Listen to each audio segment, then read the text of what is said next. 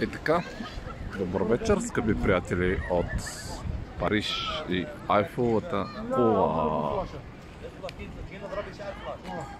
Ето вижте опашката, чакащи да се качат с асансьорчето.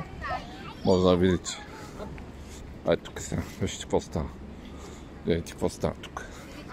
Гледайте какво става. Тук 2-3 часа минимум се чака. Ай тук. Виж какво става. 2-3 часа. Да се качиш горе с асансьорчето. Обаче ние няма да чакаме. И ще разгледаме така, отвънка. Да.